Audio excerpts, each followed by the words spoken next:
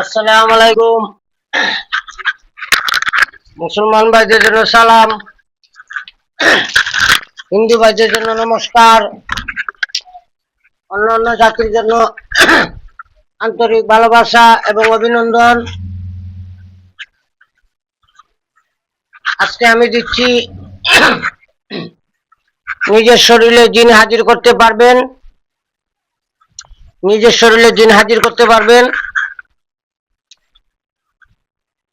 প্রেম সাগরে প্রেমের মানুষ প্রেম খেলা খেলে, প্রেম সাগরে প্রেমের মানুষ প্রেম খেলা খেলে।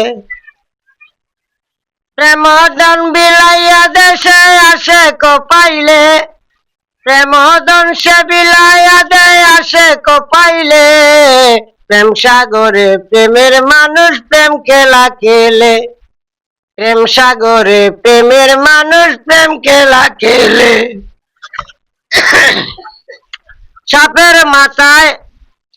সাপের মাথায় আছে মনি, আনতে লাগে টানা টানি। সাপের মাথায় আছে মনি, আনতে লাগে টানা টানি। যে পাইছে সে হইছে ধনী একুল সে কুলে, যে পাইছে সে হইছে ধনী একুল সে কুলে। প্রেম সাগরে প্রেমের মানুষ প্রেম খেলা খেলে, প্রেম সাগরে প্রেমের মানুষ প্রেম খেলা খেলে।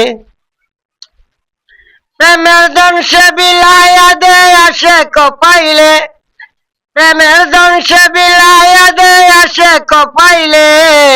প্রেম সাগরে প্রেমের মানুষ প্রেম খেলা খেলে, প্রেম সাগরে প্রেমের মানুষ প্রেম খেলা খেলে। সেই প্রেমেতে মত্ত হইয়া নাচে ভক্ত পাগল হইয়া, সেই প্রেমেতে পাগল হইয়া নাচে ভক্ত পাগল হইয়া। প্রেম নদীর ঘাটে গিয়া নিত্যই জন তুলে, প্রেম নদীর ঘাটে গিয়া নিত্যই জন তুলে। প্রেম সাগরে প্রেমের মানুষ প্রেম খেলা খেলে, প্রেম সাগরে প্রেমের মানুষ প্রেম খেলা খেলে।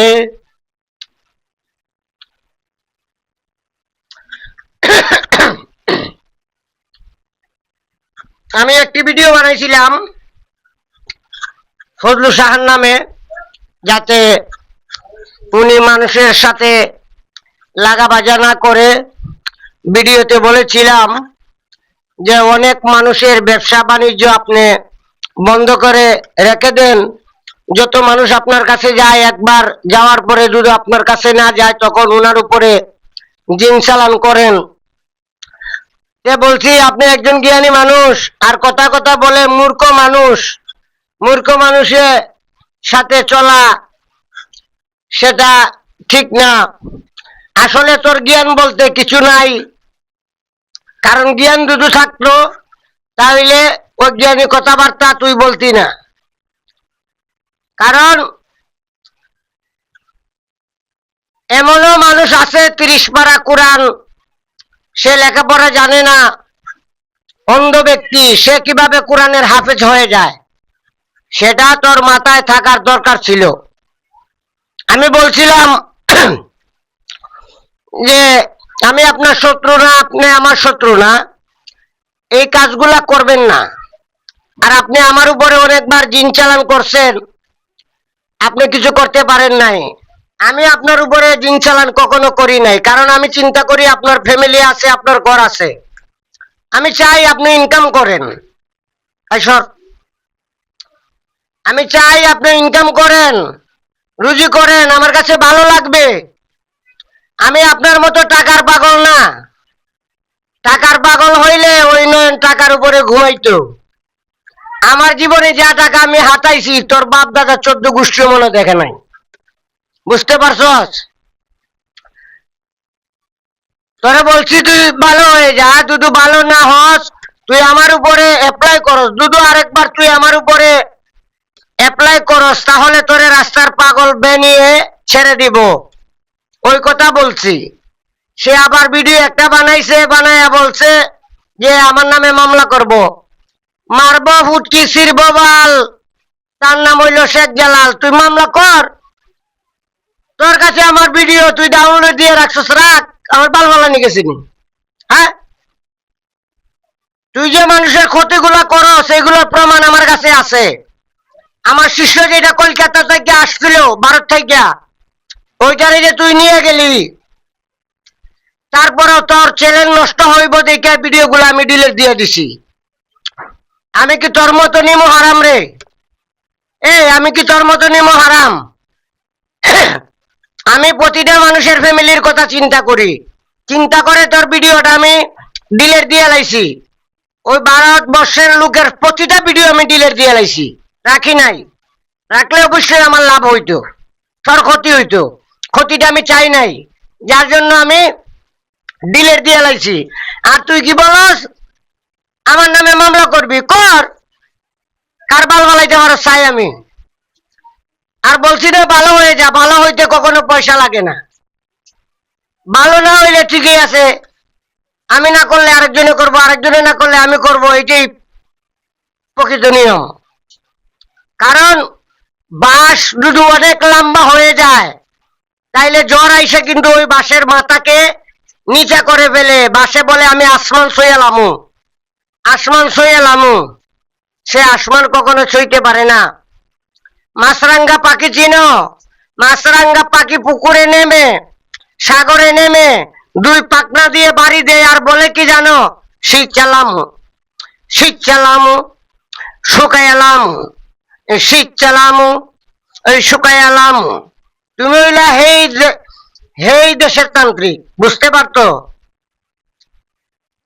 মানুষ ভালো হইতে চাও, জাতি ধর্ম ছাইরা দিয়া সরল দেশে যাও। সরল দেশের এমনি মানুষ তোমায় করবে ভাও। তোমার দেহে শুকিয়ে যাবে, হাজারো গা থাকলে এগুলা গা থাকবে না, শুকিয়ে যাবে। বুঝতে পারছো? আজকে আমি দিতেছি আপনারা কিভাবে করবেন। সাদা পাঞ্জাবি পিনবেন, আতর লাগাবেন, জায়গা পরিষ্কার করবেন, আগরবাতি জ্বালাবেন। যেই দিন যেই জায়গায় বসবেন ওই দিন থেকে আপনি একই জায়গায় আমল করতে হবে। যে টাইমে বসবেন ওই টাইমে আপনি আমলটা করতে হবে। 41 দিনের আমল, প্রতিদিন 108 বার জপ করবেন। আল্লাহু কাদের গনি আমার অঙ্গে জিন হাজির করো তুমি, সেই দিন যদি লড়ে 7 জাহান্নামের আগুনে গিয়ে পড়ে, হাজির শু, হাজির শু, হাজির শু। আমি আবারও মন্ত্রটি বলতেছি। আল্লাহু কাদের গনি আমার অঙ্গে জিন হাজির করো তুমি, সেই দিন যদি লড়ে 7 জাহান্নামের আগুনে গিয়ে পড়ে, হাজির শু, হাজির শু, হাজির শু। আল্লাহু কাদের গনি আমার অঙ্গে জিন হাজির করো তুমি, সেই দিন যদি লড়ে 7 জাহান্নামের আগুনে গিয়ে পড়ে, হাজির শু, হাজির শু, হাজির শু। এভাবে 41 দিন আপনারা আমল করবেন। 41 দিন আমল করার পরে আপনারা মসজিদে মিলাদ পড়িয়ে নেবেন। ওই আমলের প্রেক্ষিতে মনে মনে রাখবেন যে এই আমল করছি, এই আমলের হাদিয়া আমি মসজিদে দান করিলাম। এবং কিছু মিষ্টি ছোট ছোট বাচ্চাদেরকে বেটে দিবেন। তারপরে আপনি যে কোনো মানুষের উপরে দিন হাজিরা করতে পারবেন, ছোট থেকে বড় পর্যন্ত। সর্বপ্রথম আপনারা বড় মানুষের উপরে করলে 108 বার অ্যাপ্লাই করবেন। যখন কয়েকদিন আপনি করে ফেলবেন তখন 7 বার 11 বার পড়ার পরে জিন হাজির হয়ে যাবে। আপনি সবকিছু জানতে পারবেন। আর ওই জিনটা আপনাকে সত্য কথা বলবে, মিথ্যা কথা কখনো বলবে না। কোন সময় আপনি হাজির করতে পারবেন না? নামাজের টাইম সময় আপনি হাজির করতে পারবেন না। আমার ঠিকানা কুমিল্লা 14 গ্রাম। আমার মোবাইল নম্বর 013167057772। দেশে এবং দেশের বাইরে শিষ্য যারা আছেন তাদের জন্য আমার পক্ষ থেকে আন্তরিক ভালোবাসা এবং অভিনন্দন। এবং ফজলু সাহার উস্তাদ, ওনার নামটা আমি বললাম না, আমার পক্ষ থেকে ওনাকে লাখো কোটি সালাম। উনি একজন ভালো মানুষ, ভালো মানুষের প্রশংসা করতে হয়, কারণ মানুষে বলে ভালো মানুষের ঘরে যার সন্তান জন্ম হয়ে যায়, এই যার সন্তানের কারণে পিতা মাতার নাম থাকে না, বদনাম হয়। সবাই ভালো থাকবেন, সুস্থ থাকবেন, আল্লাহ হাফেজ।